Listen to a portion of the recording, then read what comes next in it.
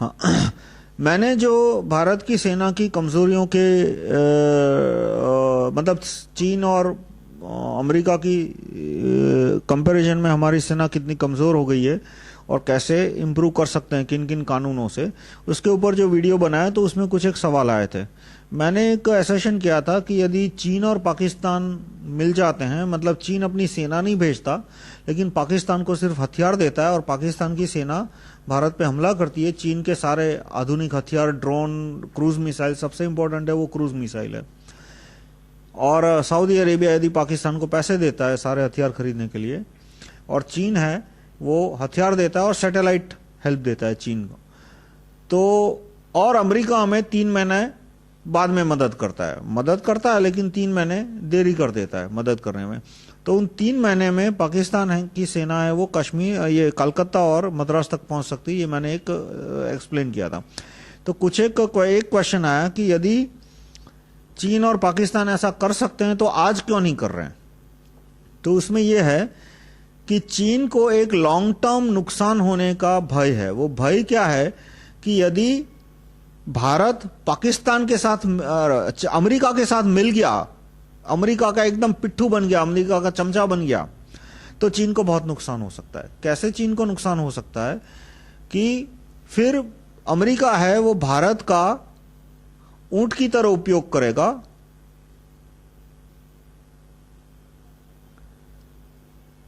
चीन के सामने। ऊंट की तरह उपयोग करने का मैं आपको एक थोड़ा हिस्ट्री में बताऊं कि ऊंट की तरह उपयोग करने का कहावत का मतलब क्या होता है कि पुराने जमाने में एक सेना है वो उसने किले को घेर लिया। अब किले को, दीवारें तो मजबूत होती है, अब किले का दरवाजा तोड़ना है तो दरवाजा भी थोड़ा मजबूत होता है। तो तोड़ने का एक क्या टेक्निक लिया जाता था कि ऊंट को ट्रेनिंग दी जाती थी कि उसको शराब पी के भूखा रखा जाता था, फिर एक पर्दा रखा जाता था जो कि दरवाजे से जैसा दिखता हो, गत्ते का, एक दरवाजे का गत्ते का दरवाजा बनाया जाता था और ऊंट को उकसाया जाता था कि वो दौड़ के जाके उस गत्ते से टकराए तो ऊंट को कुछ होगा नहीं, और जैसे ही वो टकराता है तो उसको और दारू मिलेगा और खाना मिलेगा, ऊंट खुश हो जाएगा। तो ऊंट को एक आदत डाल दी जाती थी कि भाई तुझे भूख लगी है तो जा ये दरवाजे से टकरा, और तू दरवाजे से टकराएगा तो उसके बाद तुझे बहुत खाना मिलेगा। तो युद्ध के समय जो किले का दरवाजा है उसमें ऊंट को पास में ले जाया जाता था और शराब पी के छोड़ दिया जाता था, और ऊंट को इस तरह की ट्रेनिंग मिली कि वो जोर से दौड़ के जाके दरवाजे को टकराता है तो उसको खाना मिलेगा। तो इस तरह से वो दौड़ के एक ऊंट, 2 ऊंट, इस तरह से बहुत सारे ऊंट टकराएंगे दरवाजे से, तो ऊंट की हड्डियों में बहुत ताकत, बहुत मजबूत होती है ऊंट की हड्डियां। तो इस तरह से बहुत सारे ऊंट जब दरवाजे से टकराएंगे तो दरवाजे में दरारें पड़ जाएगी और दरवाजा टूट जाएगा। तो अमेरिका किस तरह से भारत का ऊंट की तरह उपयोग कर सकता है चीन के खिलाफ कि सेकंड राउंड में अमेरिका भारत को बहुत सारे हथियार दे सकता है और उकसा सकता है कि अब तुम आदमियों के साथ, सेना के साथ चीन पे हमला करो। तो अमेरिका के हथियार और भारत की सेना मिलकर चीन को पूरा तबाह कर सकती है। यानी भारत अभी बचा है तो इसी वजह से बचा है। देखो हमारी स्थिति कितनी कमजोर है कि चीन, अमेरिका भी चाहे तो हमें खत्म कर सकता है, लूट सकता है, जिस तरह से उसने इराक लूट लिया, जिस तरह से उसने लीबिया लूट लिया, अब माली लूट रहा है। तो अमेरिका भी हमें 15 दिन के अंदर लूट सकता है, पर वो क्यों नहीं लूट रहा कि भाई हमने अमेरिका को लूटने की कोशिश की, और सेकंड राउंड में यदि चीन बड़े पैमाने पर भारत को हथियार देता है तो भारत है फिर जो भी अमेरिका की सेना भारत में होगी उसको बड़े पैमाने में नुकसान पहुंचा सकता है। और चीन हम पे हमला क्यों नहीं कर रहा पाकिस्तान के थ्रू या तो डायरेक्टली, क्योंकि वो देखता है कि यदि सेकंड राउंड में अमेरिका, भारत पूरा का पूरा चीन का गुलाम हो गया, अरे भारत पूरा का पूरा अमेरिका का गुलाम हो गया, तो फिर अमेरिका के हथियार प्लस भारत की सेना चीन को बहुत ज्यादा नुकसान पहुंचा सकती है, तो अंदर तक पहुंच जाएगी, पूरा चीन पूरा तबाह हो सकता है। तो इसलिए एक स्टैंड ऑफ हो गया, पर इसमें हमारी ताकत नहीं है। हम दो दुश्मनों की ताकत की भय से एक दूसरे को परस्पर भय, मतलब चीन को अमेरिका का भय है, अमेरिका को थोड़ा चीन का भय है, और इसलिए हमारी अभी तक सेफ्टी मिली है। लेकिन जिन दिन दोनों देशों ने तय किया कि भाई ये 50% तू रख ले, ये 50% तू रख ले, उस दिन हम खत्म हो गए। उस दिन हमारे पास ऐसा कुछ नहीं है कि हम अपनी ताकत पे दोनों में से किसी के सामने खड़े होकर लड़ सके। और वो कॉम्प्रोमाइज होने की संभावना दिन ब दिन बढ़ती जाती है, क्योंकि जब दोनों ताकतें देखती है कि भाई हम आपस में लड़ेंगे तो हमारा नुकसान है, लड़ाई बंद करो और जो माल है वो आपस में बांट लो। चीन बोलेगा कि चलो हमको 50% नहीं दे सकते तो चलो 25% दे दो, और अमेरिका के चलो 75% भारत हम रखेंगे, दोनों में कॉम्प्रोमाइज आ गया, हम खत्म हो गए। पर अभी अमेरिका है वो चीन को खत्म करना चाहता है, वो कॉम्प्रोमाइज नहीं करना चाहता।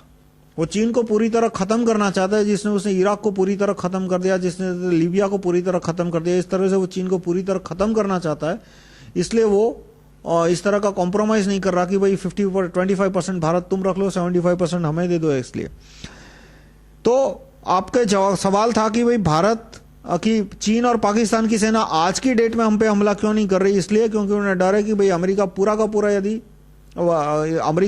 भारत यदि पूरा का पूरा अमेरिका का गुलाम बनने को तैयार हो गया तो हम मारे जाएंगे। दूसरा क्वेश्चन था कि भाई आर्मी के जवान चुप क्यों है। भाई चुप है ऐसा भी नहीं कह सकते। जनरल आर्मी के जो चीफ है, जनरल वगैरह, वो इस बात को उठाते क्यों नहीं है पब्लिक में कि हमारी सेना कमजोर हो चुकी है। ऐसा नहीं है। जनरल वीके सिंह ने इस मुद्दे को उठाया था कि हमारे सामने चीन के साथ युद्ध हो तो 15 दिन चलो, उतना भी सामान नहीं है, ऐसा उन्होंने स्टेटमेंट दिया। देखो, 2-3 चीजें होती है। दुनिया का कोई सैनिक, कोई भी सेना का सैनिक हो, वो अपने आप को कमजोर नहीं दिखाना चाहता, और वो दिखाए वो ठीक भी नहीं है। भारत की सेना की कमजोरी की चर्चा सरेआम हो वो भी ठीक नहीं है। उससे सैनिकों का मनोबल गिरता है, पूरे प्रजा का भी मनोबल गिरता है। ये समस्या ऐसी है जो कि कहे बिना ही सुलझानी होती है। मुझे क्यों वीडियो बना के कहना पड़ता है, क्योंकि कोई नहीं कह रहा। ये काम सिविलियन मीडिया का है, लेकिन सिविलियन मीडिया तो आप जानते हैं पूरा का पूरा पेड मीडिया है। फिर वो एनडीटीवी हो या दूरदर्शन हो या ये टाइम्स नाउ हो या सारे के आज तक हो, ये सारे के सारे चैनल बिक चुके हैं। तो इसलिए फिर इस तरह से मुझे वीडियो बनाने के लिए बोलना पड़ता है। पर कोई भी आर्मी चीफ है वो इस मुद्दे को पब्लिकली डिस्कस नहीं करेगा। कभी भी वो अपने सेना की कमजोरी पब्लिक में नहीं रखता। वो सिविलियन लोगों को काफी अप्रोच करते हैं। जितने भी आर्मी के चीफ है वो काफी एमपी एमएलए वगैरह, एमएलए तो नहीं पर एमपी मिनिस्टरों को कहते हैं कि भाई ये करना चाहिए, ये करना चाहिए, ये करना चाहिए, पर वो लोग नहीं करते हैं और वो कुछ नहीं कर पाते। फिर हम सेना को क्यों नहीं कहते कि रिवोल्ट करो, क्योंकि ये करने लायक काम नहीं है। हम सेना को नहीं बोलते। मैं मिलिट्री रूल के खिलाफ हूं। मिलिट्री रूल में ज्यादा नुकसान होता है देश का। एक अमेरिका ने कैसे प्रोग्रेस किया, अमेरिका की मिलिट्री मजबूत हुई है तो इसलिए नहीं क्योंकि वहां मिलिट्री रूल है, इसलिए क्योंकि वहां ऐसा सिविलियन रूल है जो कि हाईली प्रो मिलिट्री है। हमारी जरूरत है एक ऐसा सिविलियन रूल जो कि हाईली प्रो मिलिट्री हो। मिलिट्री रूल वो ना हमारा प्रॉब्लम का सॉल्यूशन है, ऊपर से वो सिचुएशन को और बिगाड़ देगा। जैसे मैं आपको एग्जांपल दूं तो पाकिस्तान का, पाकिस्तान में मिलिट्री रूल है लेकिन उसने पूरी सिविलियन इकोनॉमी खत्म कर दिया, मिलिट्री भी खत्म होने के पॉइंट पे आ गई है। और मिलिट्री रिवोल्ट में जो सप्रेशन होता है उसकी वजह से टेक्नोलॉजिकल प्रोग्रेस रुक जाता है। मैं ह्यूमन राइट्स और वो सब उटपटांग बातें नहीं कर रहा। ह्यूमन राइट्स वालों को तो ये फोर्ड फाउंडेशन और इंटरनेशनल लोग पैसा देते हैं, इसलिए वो ह्यूमन राइट्स का मुद्दा उठाते हैं। पर ये एक फैक्ट है कि जो डिक्टेटोरियल रिजिम होता है वो टेक्नोलॉजिकल प्रोग्रेस को कमजोर कर देता है, क्योंकि टेक्नोलॉजिकल प्रोग्रेस के लिए freedom of speech, freedom to start business, freedom to work freely, ये सारी बहुत इंपॉर्टेंट होती है। इसी से इनोवेशन आता है, इसी से टेक्नोलॉजी आगे बढ़ती है। तो इसलिए हम सेना को रिवोल्ट करने के लिए नहीं कहते। धन्यवाद।